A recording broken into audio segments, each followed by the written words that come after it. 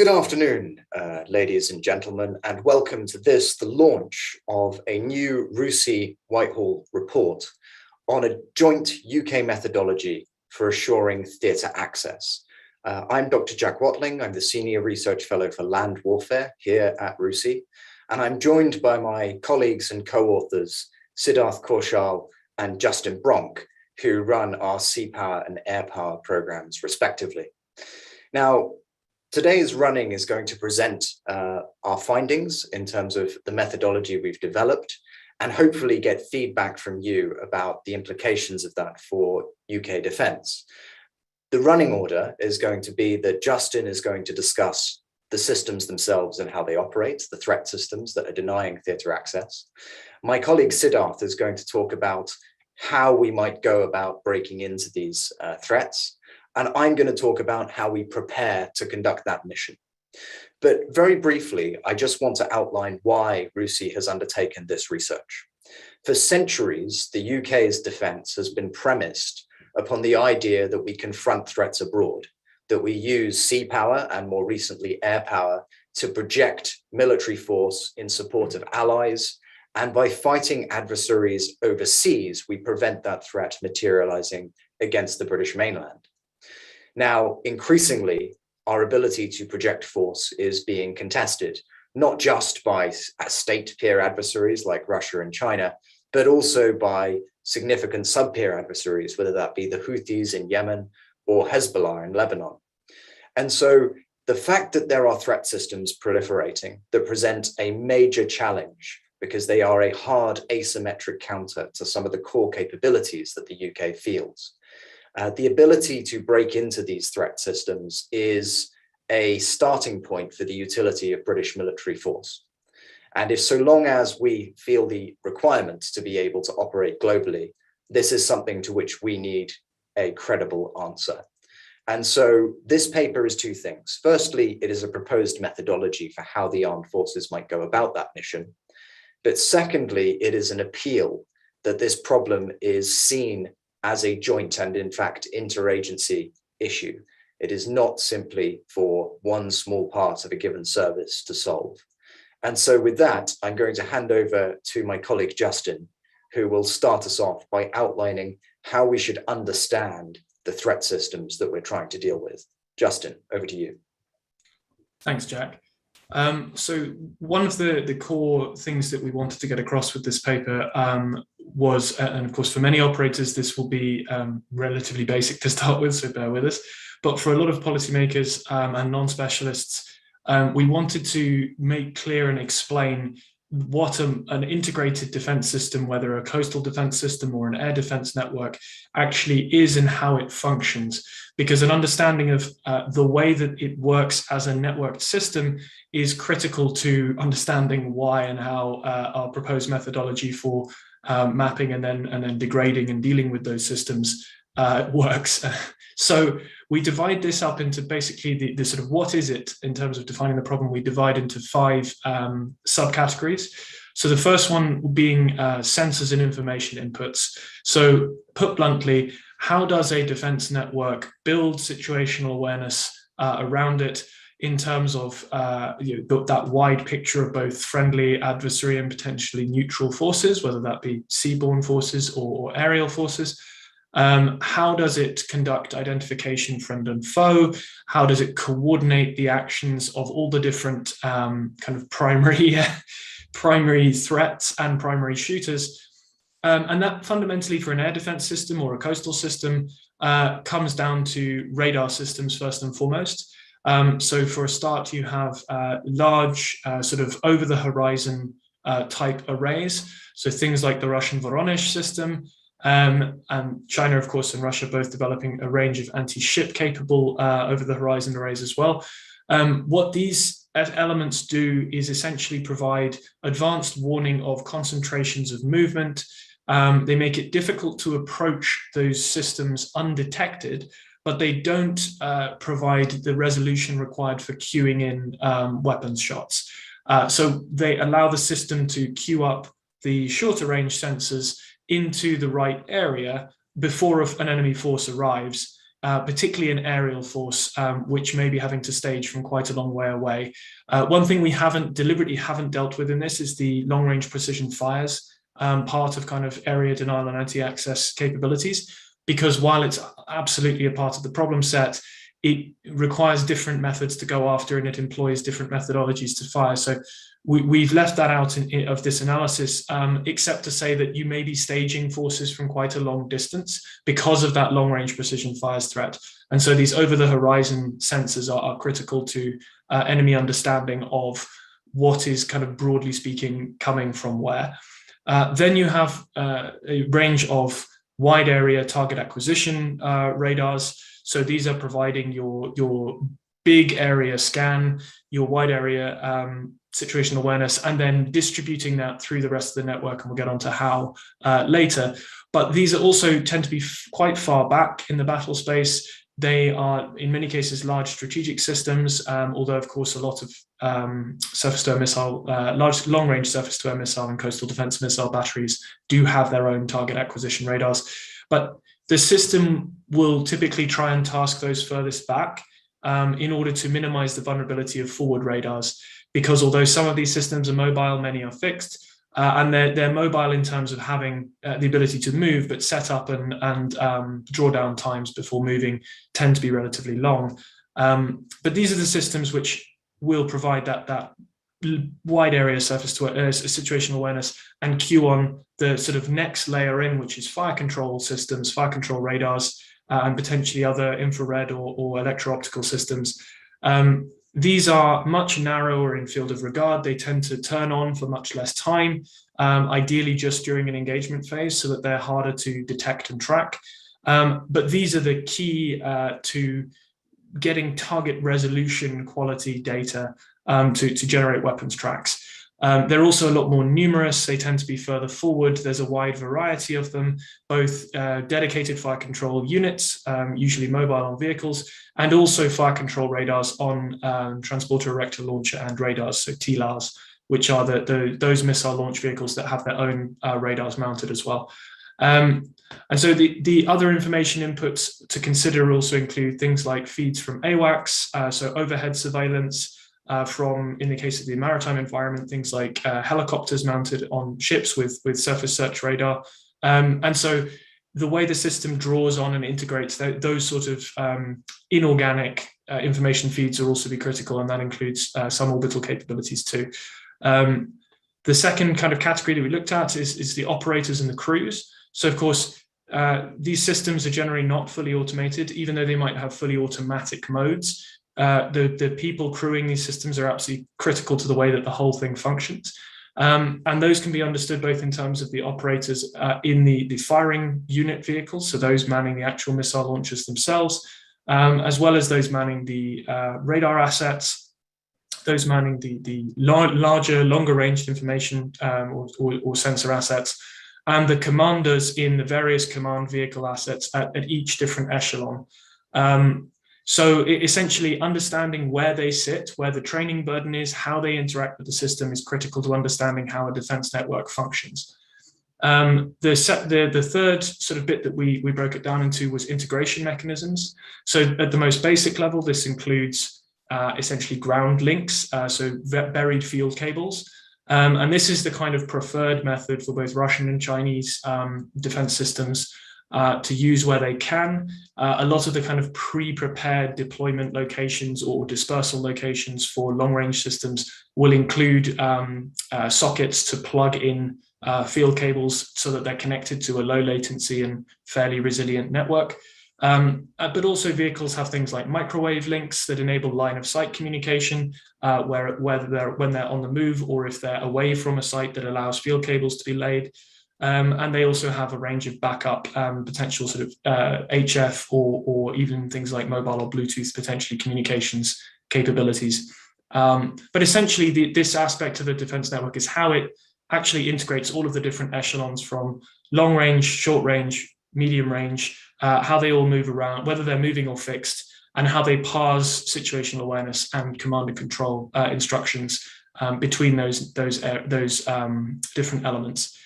Fourthly, we have missiles and effectors, so essentially what these systems are shooting, and whether it may not just be missiles, you may have things like decoys or chaff, and potentially self-defense capabilities, kinetic ones or directed energy ones. And so clearly you need to understand those as part of a system. And then fifthly, but by no means least, lastly but no means least, you also have combat service support. So all of these defense systems are relying on supplies of power, supplies of munitions, supplies of fuel. For example, an SA-11, so a book, TILAR, has about 8 hours worth of fuel capacity in terms of generating enough electricity on board to keep its radar working. But of course, that's trading off potentially against the fuel that you need to move the vehicle to keep it mobile, keep it survivable, reposition.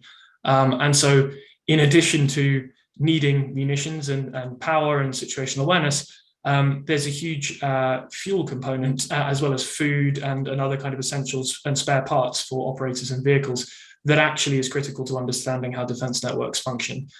That's how we, broadly speaking, broke down what these systems are.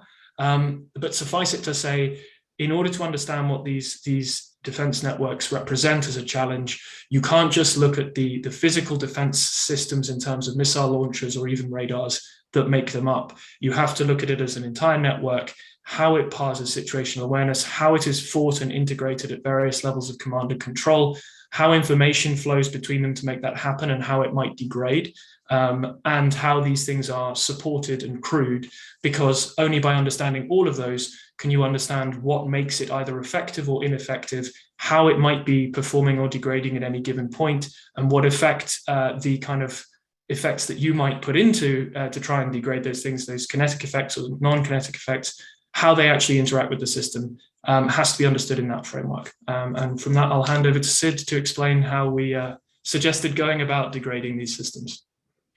Well, thanks very much, Justin. So just following on from the points that Justin made, I'd say when we discussed the question of how you degrade these systems, our jumping off point, as my colleague alluded to, was that there's a bit of a mismatch between how we look at integrated air defense systems or coastal defense systems and what we know about systems more generally.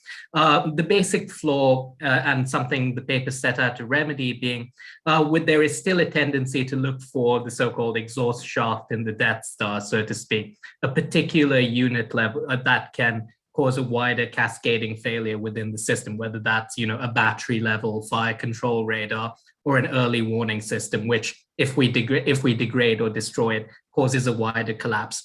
That's almost never the case in any system with any meaningful degree of resilience. Rather, when we look at system level functionality, we want to look at this, pardon me, we want to look at the whole as something more than the sum of its parts. And specifically, our metric for success ought to be the degrees of integration we see at a systemic level. For example, within the context of a sea denial system, are we seeing an adversary mounting sort of coordinated multi-tiered salvos?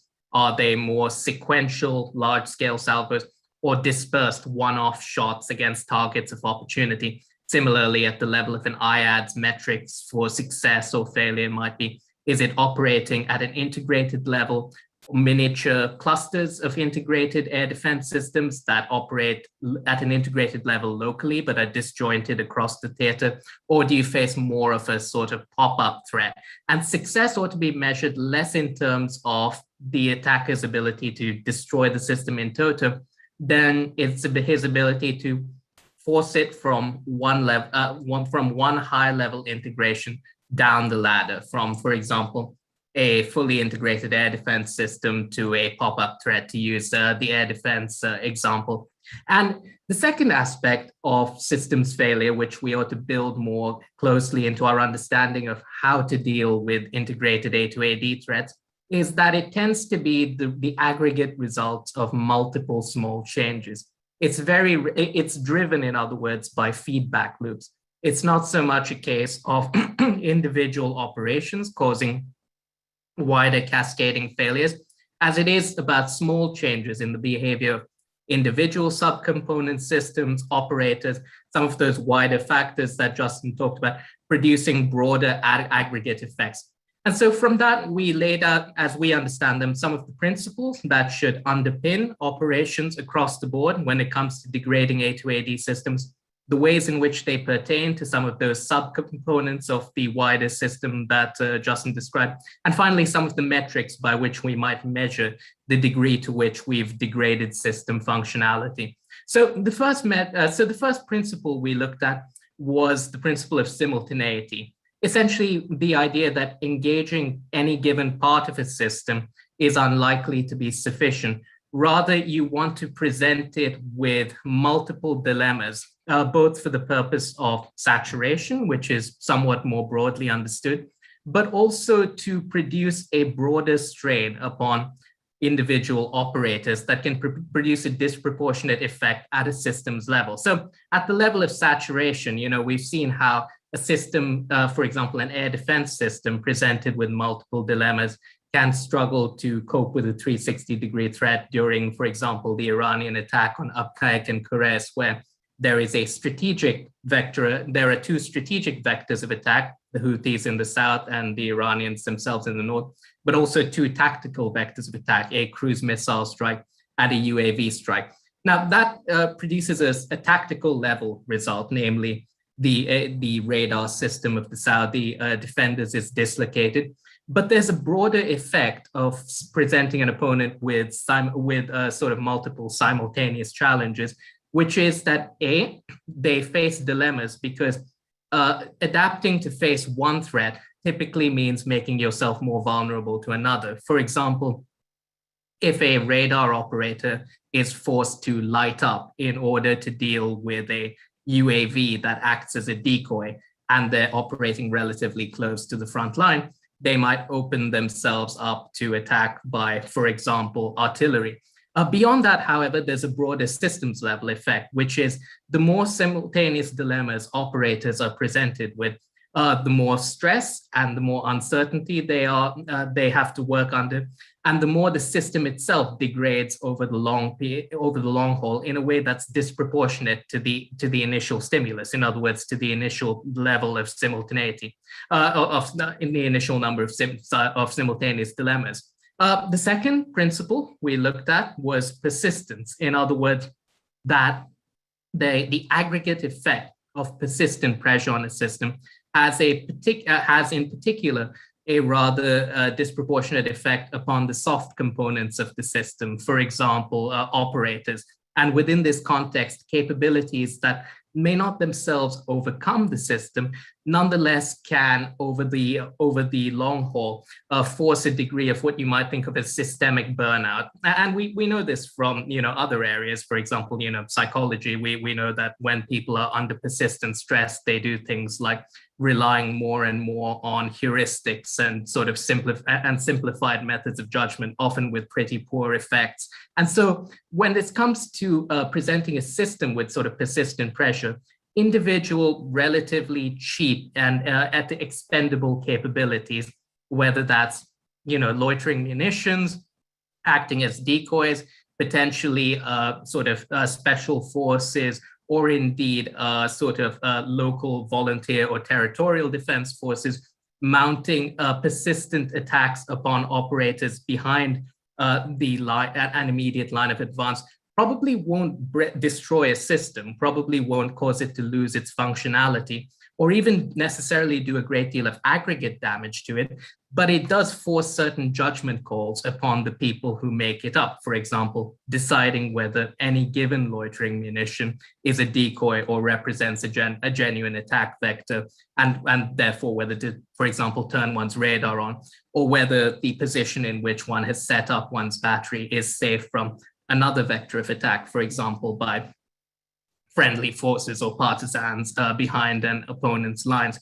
And over the long haul, what you find is that the aggregate effects of this on operator efficacy tends to be quite significant. The third factor, or the third principle we looked at, was escalating tempo. And basically our premise was that as a system degrades, opportunities to exploit opening gaps appear, but that they are essentially transient opportunities, that in any system with a degree of resilience, there will be eventually a capacity to reform and to reassess, and that windows of opportunity created by periods of degradation can either be a prelude to a wider cascading collapse, or can effectively be nothing more than windows which are quite rapidly closed, depending on one's capacity to exploit those periods of opportunity. And so in terms of how that applies to individual sets of targets, some of those individual target sets that my colleague described, at the level of informational inputs, there are, in some cases, opportunities to blind informational inputs at the edge of a system altogether. And you see this in particular with sea denial systems, which are reliant on expensive capabilities, satellites, maritime patrol aircraft, in some cases helicopters, which have to expose themselves to danger in order to actually track targets. And satellites are vulnerable to, for example, jamming, dazzling, or anti-satellite capabilities. Maritime patrol aircraft and helicopters are vulnerable to quite a broad range of anti-air capabilities. But in many cases, the real sort of task of the attacker when attempting to promote this level of systems degradation at the level of information inputs is producing tensions between the edges of the system and its core. So, to take the example of an integrated air defense system, one of the advantages that longer range systems, something like S-400, provides to operators further forward using more shorter range capabilities like, say, the SA-15, is that their long range radar allow missiles, SAMs further forward to operate without necessarily having to light up and thereby reveal their own position.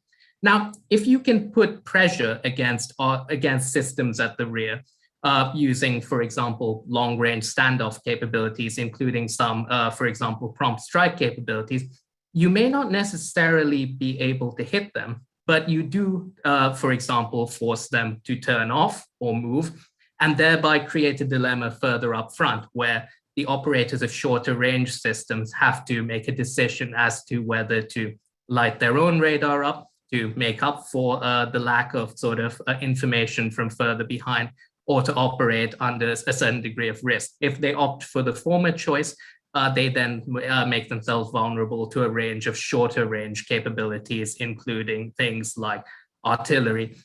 In essence, this has kind of two broad effects. Well, there's a principle here and there's a broader effect. The principle is that it's often what you might describe as virtual attrition that matters more than real attrition. In other words, forcing an opponent into a series of adaptations that undermine the fidelity and the utility of the system as a whole.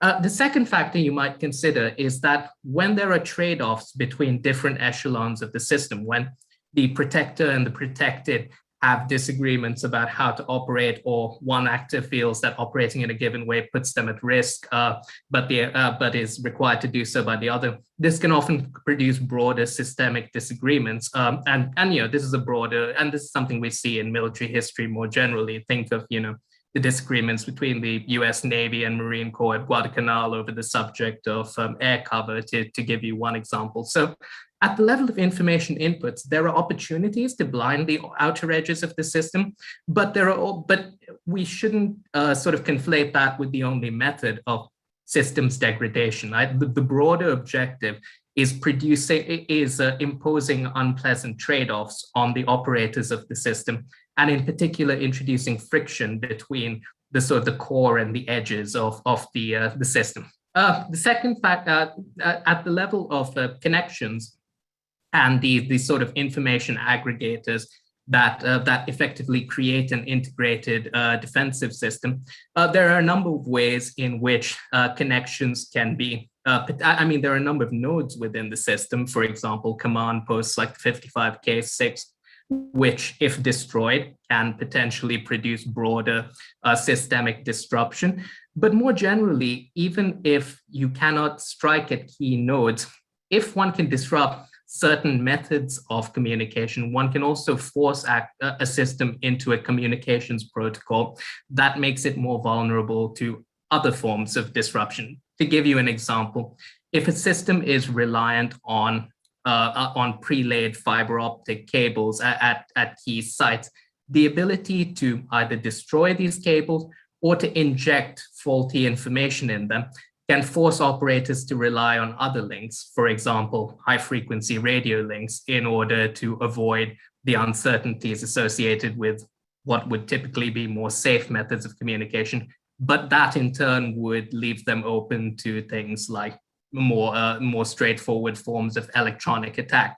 So again, sort of forcing sort of second order changes on the system as a whole, which make it a less resilient system, is a more critical principle than necessarily destroying specific components of it. And really, in many ways, that applies to the operators as well. You know, as I said, for as long as operators are sort of subjected to persistent pressure and a degree of uncertainty, they tend to fall into either patterns of relatively poor judgment or indeed a state of learned helplessness, where effectively they increasingly doubt their own systems. And again, this is something we've known for a while at the level of other organizations, you know, when it's something we've seen in combat in a number of situations. For example, you know, during Operations Northern and Southern Watch in Iraq, you see Iraqi SAM operators increasingly unwilling to light up their radar in order to track patrolling aircraft. Or to use a more recent example, in 2015, during the war in Donbass, you see, and indeed now among Russian soldiers, you see sort of operators under stress do things like use civilian communications networks, which put them at wider risk. And there are a number of ways in which the attacker can sort of exacerbate operator uncertainty. For example, one can make strategic decisions about when to reveal one knows certain details of an opposing system in order to produce wider uncertainty regarding what it is you know about the system as a whole. To use a recent example, when the shadow brokers leak about the software used by the US NSA broke, that, you know, produced a wider sort of degree of uncertainty amongst operators across the breadth of the system and a range of organizational changes. Because if key details regarding a system's functionality could be leaked, did that mean the system, you know, what else was leaked? How compromised was the system as a whole? To use an example from a counter A2AD context, you know, in operations against Serbia, NATO pilots used to broadcast the code words for harm launches on open channels, which essentially led Serbian SAM operators to shut down their systems. So sort of imposing and exacerbating psychological stress on operators is a pretty key sort of facet of degrading the system as a whole, and is really sorry to interrupt, but 2 minutes. And it's pretty central to that idea of persistence. And finally, of course, you know, CSS is probably the same, particularly for an army on the advance, is difficult, as the Russians are discovering in Ukraine, because you know, food, fuel, restocks can be held at risk, not just by high-end capabilities, but, you know, friendly forces and partisans behind one's own lines. And it should be said, they're often reliant on fixed infrastructure, for example, railways and fixed depots, which are hard but disproportionately valuable targets for an attacking side. So those are kind of some of the broad principles regarding A2AD disruption and their application to specific target categories. The final sort of subject I touch on very briefly before I pass on to my colleague is how we know what we think we know about the degradation of a system, because it is possible that, you know, a clever adversary can, you know, can sort of exacerbate the effect of our own motivated biases amidst the fog of war, feed us what we want to know. And there are a few ways we might attempt to observe sort of system level degradation. The first would be pattern of life analysis prior to a conflict. So trying to see if there are erratic changes in behavior or communications volume relative to what pre-war pattern of life analysis might have suggested. The second would be system stimulation. For example, sorties with decoy targets to see if operators are behaving in a more panicked manner. And to give you an example, we saw this after the death of Qasem Soleimani, Iranian air defense operators behaving in a rather panicked manner, not necessarily in response to simulation, but in response to something that could very well have been, and shooting down sort of essentially a civilian target. And the third is data fusion. The more sources, the better. And this is a bit of a truism, but it's always useful to both bear in mind and make an explicit part of any methodology for assessing systems level degradation. Single source analysis is often a basis for potential failures in this respect. And so those are kind of some of the broad principles for degrading the system in wartime. But of course, they depend, as you may have guessed already, on a fair bit of peacetime activity to prepare the ground for this. And it's on that topic that I'll turn over to my colleague, Jack. Thank you very much, Sid. And I think what Sid has highlighted is the complexity of these networks and the fact that creating the cognitive challenges for the operators that leads to a collapse in their effectiveness is dependent upon having a very detailed understanding of how the systems themselves work, how the workflow within them is conducted, how they are connected, how they deploy. And this, Ukraine highlights really the importance of this, the psychological outlook and culture of the force that's operating them, because the Ukrainians and the Russians are both employing the same generations of, the Russians are using later generations of the same systems architecture in many cases, and yet the Ukrainians are using those systems with much greater effect. And so what we are needing to be able to do is to generate that knowledge. And what that requires is a very methodological approach or methodical approach to gathering that information. So very briefly, I just want to highlight a number of the lines of effort that are necessary. The first is that understand function. And I think we do that by stimulating threat systems, whether that be through the promotion of proxies to fly objects at them, or simply being nearby when there is an ongoing conflict and collecting against them, or whether that is the usual activity of flying close to airspace and provoking these systems to turn on.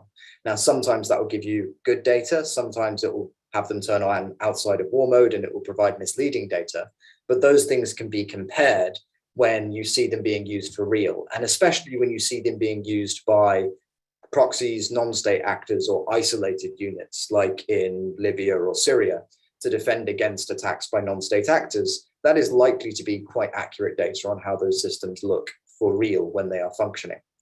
The second component is actually obtaining the systems themselves, and that can be done through the covert or illicit procurement of these systems from countries or groups to which they have been given or exported to, or it can involve the seizure of those systems, either recovery from the battlefield if they have been pushed forward into countries where there are ongoing conflicts and recovered, or mounting operations to lift them from the hands of non-state groups where they might have got into places that are harder to defend. But physically obtaining those components allows for the best kind of both technical analysis, but also experimentation as regards tactics that then provide unexpected ways of overcoming these systems without the adversary necessarily being aware of what you've tested against them. The second line of effort that I would highlight is the need to cooperate with partners, cooperate with those who operate these systems, even if they're older generations, for those training opportunities, and also to cooperate with partners on the ground to be able to provide irregular activities that can then be used in conflict to disrupt or to degrade these systems' command and control, or CSS, whether that be sabotaging command links or the railways or the roads and bridges that these things might be supplied or resupplied on. And so this approach to collaboration in a sustained way to make sure that you can gain access to these systems in peacetime to collect information, but also access to them in war in order to destroy or damage them, or even disrupt them, is a really critical long-term mission that you can continue to pursue outside of conflict. And the third one is constraining where these systems deploy. And there's a number of lines on that. The first one is encouraging the scientists who often work on developing these kind of systems to get jobs elsewhere, to constrain through sanction and other pan-governmental means the functioning of the companies that produce these systems, their access to critical technologies. Many of Russia's most capable air defense systems and the missiles that they fire use components that are manufactured in the UK, the US, Taiwan, South Korea, Germany, France, and elsewhere.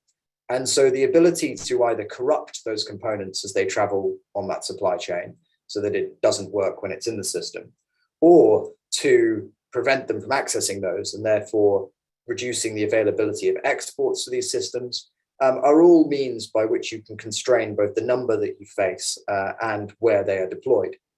The other thing, of course, is collection against the manufacturers, the salespeople and others who are involved in setting up, training people to use and distribute these systems, are all means by which you can discourage an adversary from selling them, deploying them forward, repositioning them and employing them.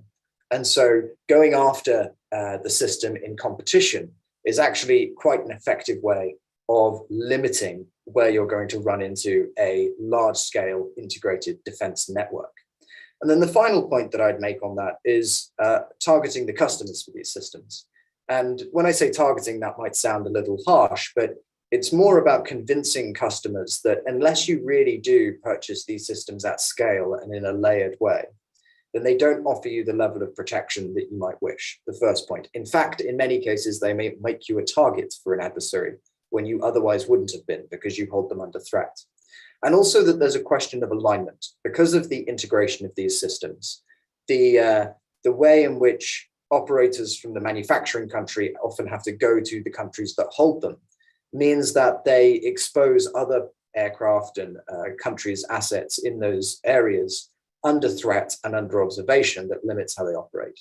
And so if a country that is an ally or wants strategic protection or partnership is also procuring these systems, then that needs to be understood as a choice as regards alignment that has much wider consequences than just their particular transaction over that one system.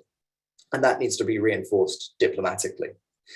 And the final point I'd make is that a lot of that activity needs to be cohered. It needs to be brought together, and you need to have the ability across governments to understand what we know, what we don't know, what our concerns are, what the state of our TTPs are, and to make sure that we validated that we can execute the concepts we come up with to provide that simultaneous, persistent pressure on these systems in conflict. And so for the UK, I think what that requires is firstly an SRO, a senior responsible officer under fusion doctrine, to be able to cohere cross-government effort in compiling the necessary information in peacetime. We need exercises that allow us to practice joint cooperation in how we target these systems in conflict. And that we need assurance so that when we say to policymakers, we are able to execute a mission despite the threat systems in place, potentially at quite short notice. If we were to have to do a non-combatant evacuation operation from Lebanon, for example, this would be a very immediate challenge. We need to be able to provide the real data from that experimentation to convince policymakers that we are able to lean into this kind of operation. Now, we've been talking for quite some time, coming up on 40 minutes, and there are already questions in the Q&A box. If any of you haven't asked questions and would like to, then please do add those to the Q&A box, and I will select those that I can within the time available. But I think first I would go to Justin, because Charles Barker has asked an excellent question, which is how well does our methodology, how well is it supported by the evidence that we're seeing out of Ukraine, or is it contradicted by what we're seeing and requiring further revision?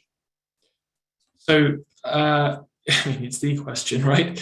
I think the broad premise, I think, has been borne out in the sense that if you look at the difference in Russian airspace denial capability and their ability to project that over Ukraine in the initial couple of weeks of the invasion, particularly in the north of Ukraine, when the systems were present in many cases in terms of the short and medium range air defense systems were present, but were being poorly coordinated. The communications plan wasn't working. The operators hadn't been briefed properly, hadn't been trained, and hadn't been planned and integrated into the ground forces scheme of maneuver. And so actually what you saw was the Ukrainian Air Force taking losses, particularly from the long-range surface-to-air missile systems queued in by A-50 AWACS orbits, but actually still able to perform relatively well in daylight, sometimes over Russian columns, having success with TB2 UAVs near the front lines or over the front lines, and generally quite a poor level of effectiveness overall compared to what the Russian systems should have been able to do on paper. And then by contrast, when you look at the threat that they're able to pose over the front lines in the Donbass now, with a much more coherent laydown of their air defense assets on the ground, better coordination with between their air and their ground-based assets, a better C2 plan, the operators are better briefed, the initial combat shock has gone, a lot of their combat service and support arrangements are working much better. Actually, essentially, a lot of the Donbass is a no-fly zone for the Ukrainians, just because of the level of threat that system can put out. I think in terms of where the methodology perhaps underestimates the degree to which the threat can be reduced by degrading the functionality of the system, it might be questionable given how effective the Ukrainian air defense has been, even when it hasn't been particularly well coordinated and actually has been operating in what we would term a fairly degraded state, not really as an integrated air defense system, but as an air defense network, which basically poses a defense in depth pop-up threat for the most part.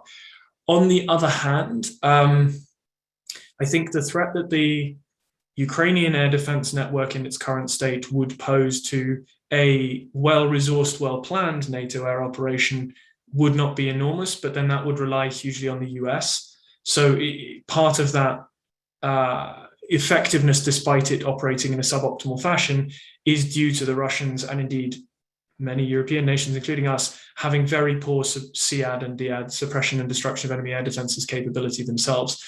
So it doesn't necessarily apply directly across to the degradation required to gain access in a US-led coalition or indeed in a UK framework nation group if we put more resources into SEAD. The problem with this methodology in terms of application to policy is that upfront it doesn't solve a lot of the problems without the right assets in place. So you're still going to need to invest. This doesn't magically make our current forces able to roll back the Russian IADs. But what we're trying to put forward is a planning baseline and methodological basis to assess in a more holistic way what you would need to kind of be able to achieve acceptable access conditions, rather than one domain trying to take the problem on its own in a more kind of US-led style fashion, where you can essentially throw unbelievable amounts of capability at the problem, and even if it's a relatively suboptimal way of going after it, if the US only has one theatre and they're fully committed to it, then sure, they'll roll it back. But this is more about a methodology for not avoiding investment requirement, but guiding it and hopefully suggesting how it might more efficiently be planned and orchestrated across government and across the services. Jim Lamson has a really interesting question, Sid, that I think probably you're best placed to answer, which is, if you're having to conduct a simultaneous, pretty extensive and persistent set of strikes on this system, how do you avoid essentially driving significant escalation where the adversary views the destruction of that system as making them, naked or vulnerable to much more maximalist aims, even if that's not the intent of the attacker? So if you need to go all in against these systems, how do you maintain a limited conflict? Sure. I mean, that's a fair question. The first I'd say, and the first critical fact is understanding where exactly parts of the system are entangled with other parts of an opponent's early warning system, in particular the nuclear early warning system. And that would be true in the Russian case, for example, for the container over-the-horizon radars, and indeed many of the over-the-horizon radars, the very long-range fixed assets within Russia. There is risk, however, in letting the adversary set the terms of engagement here, which is that you give them a conscious incentive to entangle certain parts of their conventional force structure with their nuclear force structure in order to effectively sanctuarize them, to make them invulnerable. But as a broad principle, it still makes sense to firstly map the points at which the conventional force structure sharply diverge from the nuclear sort of early warning system. So whereas, early warning radar might be off, or at least fixed early warning radar might be off the table, some of the more mobile systems like the NEBO could very well be upon which the S-400 depends, could very well be a more acceptable set of targets. The second aspect, I'd say, is the work you do in peacetime to shape expectations. So to the extent that you are able to exercise activity in a way that effectively makes it clear to an adversary what your thresholds are and are not, you can limit escalation. And let's give an adversary example here. The Chinese DF-21C is a nuclear-capable missile, as is the DF-21D, the famous carrier killer. But nobody really thinks it would carry a nuclear warhead. In other words, there's no fear on the Chinese part that using a DF-21 missile, COD, land attack, or anti-ship, would cross a nuclear threshold or lead to a launch on early warning posture, because essentially the way in which they've exercised to use these missiles, the way in which they've carefully signaled what their doctrine for their use is, makes it quite clear to the opponent. So I'd say signaling clarity of intent in peacetime is a second critical factor. The third factor, and I'd say this kind of goes to the question of assessing success and failure, not so much by destroying the system, but by degrading it to a point you create windows of potential effectiveness, is the way we kind of set up the methodology and its metrics for success, not so much in terms of, complete destruction, but taking the system one rung down on the ladder of effectiveness, so to speak, gives the opponent the sort of the diplomatic, the space within which to make wider strategic decisions about, for example, a climb down, without necessarily worrying that the system's destroyed to a point where they're much more vulnerable to wider forms of escalation. And I'd add that in any case, destroying a system so fundamentally and so thoroughly is probably unlikely against most peer competitor type adversaries. I'm going to take a question myself because it's directed directly at me, but Mark Proctor has asked who should be responsible for orchestrating the understand and preparation prior to conflict. And how do you have a single responsible person without making it a kind of single service or single entity's responsibility? And I think my answer to that would be that when units are on operation, or indeed agencies are conducting activities, they will run into opportunities to get access to these systems. I will give you a rather interesting example of that, although I am not working for the government, so I wouldn't have been able to do anything about this. But prior to the conflict in Ukraine, I was talking to somebody about the issue of some of these shorter range systems in the Donbass, and the Ukrainian officer said, well, the separatists are quite corrupt. I could probably buy one of them for you if you wanted me to do that, and we could get it back across. In other words, now I wasn't looking for any opportunity, but these opportunities arise all the time. There are units that are in place operating globally who gain unlikely options to access some of these systems, whether that just be for observation and collection or capture. And the issue at the moment is that those target sets are off their area of responsibility, and so they wouldn't, it would take a very long time for them to get any sort of permission to exploit the opportunity. But if there was a senior responsible officer who had the ability to authorize or to flag directly to the National Security Council and the Prime Minister that an opportunity had arisen to advance our interests in this area, and had the resource assigned to them to fund or enable this activity that they deemed appropriate, then there would be somebody that those individuals, when they came across an interesting opportunity, could flag, and then it would be up to HMG to exploit or not. At the same time, once something is done, I think it's really critical that the whole force can benefit from the exploitation of that. At the moment, you tend to get very detailed briefings on a specific capability if you ask for it, or you can get briefings on general tactics and how these systems are fielded at a conceptual level. It's very rare that you can get an integrated briefing that is theatre specific as to the technical threat and how the adversary employs them, partly because these kinds of information are often held in different parts of defense. And the third element, I think, is about who manages risk when you actually switch into operations. And that's where I think there's a really important professional military education element, because what we need is we need the force, joint force, to present a joint theatre access commander, essentially, with the options of how they might affect or influence the system. And that may include revealing cyber penetration of the system that had been achieved during competition, for example. But it is for the theatre access commander to work out how to orchestrate those capabilities in order to achieve effect. Again, that requires that individual to have sufficient understanding and access to information to be able to make the balance of risk judgments across the joint force. And that's why it's quite important that they have submissions proposed to them rather than directing the options downwards. Because if they do that, you will have a non-domain expert directing how precisely a domain expert should go after a particular system. That was something we saw happen in the Falklands, and it caused significant problems for the British. However, I'm going to move on to another question from Rafael Moretto, who I think makes a good point, which is that other than, Sid, your comments on dual use munitions, we've used almost exclusively Russian examples so far. And Justin, as you wrote two papers, one on both air and air defenses that were comparing Russian and Chinese trajectories and capability, I might push this your way. But does what we've described differ if you are framing this in the context of either a Chinese threat or a less capable threat, such as Iran, for example, but which integrates Russian and Chinese capabilities?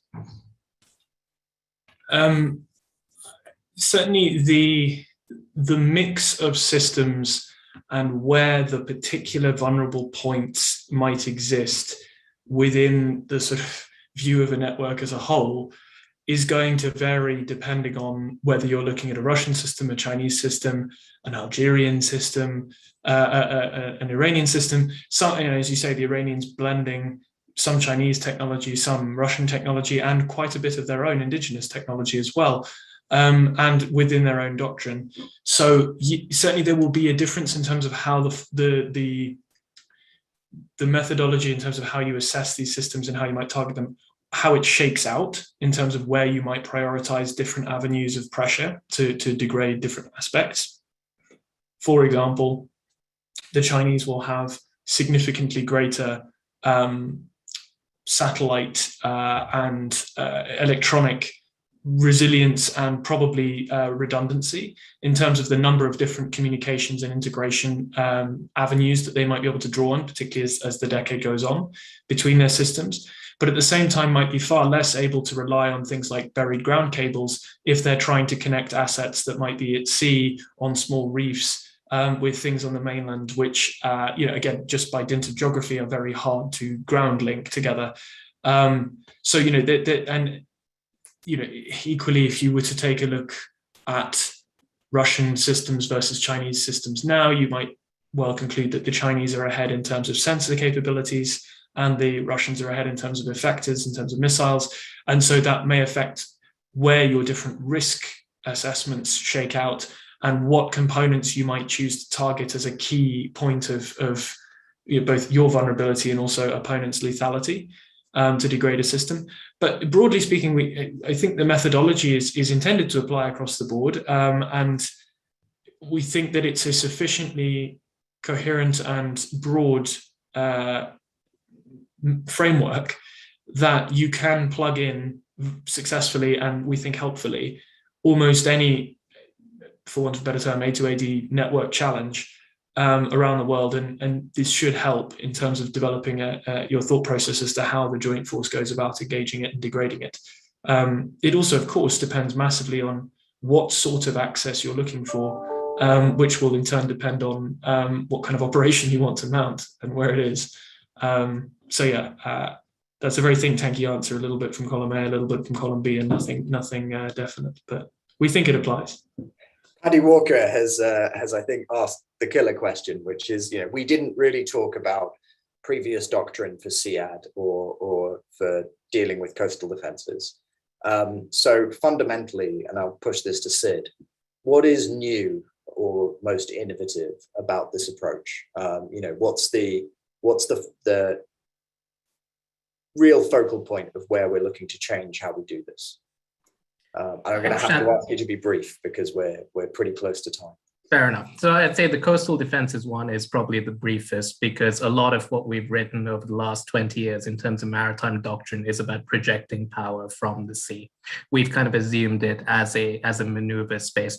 But I think the broader issue is that a good deal of doctrine written so far values jointry, values some of the ideas we've laid out, but still assumes sort of unit level attrition is the end goal. To the extent that you're destroying enough of the platforms that make up the system, you destroy the system as a whole, or you destroy its capacity to function by disabling key nodes. I think the central point and the central point of divergence between our sort of approach and previous approaches is, we don't necessarily believe that there are specific key points which, if you strike them, can cause a wider collapse. We recognize the system will always continue to exist at some level of functionality, so we're a bit more conservative in the end goal, which is a degraded system, not a non-existent one.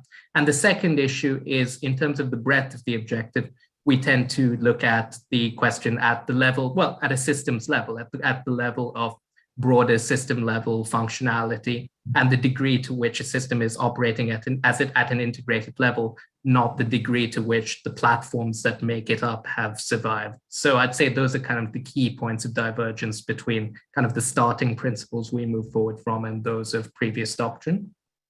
And just to add to that, I think I would flag, firstly, you need to be actively preparing for this operation in peacetime. And a lot of our doctrine, the activities that we describe have gone on in peacetime, but they've not gone about it in a methodical way. It's been incidental or occasional progress in many cases, or very, very technical specific collection. And so that transition from competition to conflict is, I think, and seeing that as an integrated part of the methodology is definitely new. And the final thing I would flag is that just how people are going about this at the moment, I would say, is siloed. I get asked the same question by lots of different parts of the force who are not aware that other people in the force are looking at very similar problems. That's one issue. And secondly, because it's being pursued in a siloed way, very often bits of government that are working on it don't have enough resource in each silo to be able to assess the threat as a system. And so instead what you get is experimentation for how you would overcome a specific threat, as in one particular platform type, or a very narrow part of the problem. And what that leads to is it leads to solutions that are separated from the context in which that would need to be carried out in many cases. And so there's an element of training at scale and making sure that we are being efficient in how we pursue that effort. Unfortunately, we have hit the end of the road as regards our time for this presentation, but the report is available online. I urge you to download it and to dig through it. It is pretty detailed, and as you'll see, the evidence base that we used was quite disparate and diverse. But I hope that this is part of an ongoing conversation, and I know that there are many expert practitioners who are on the call, and so we are looking forward to, I think, the discussions that arise from this proposal, as much as glad that we've managed to bring it to publication and share it with you today. So thank you very much for joining us, and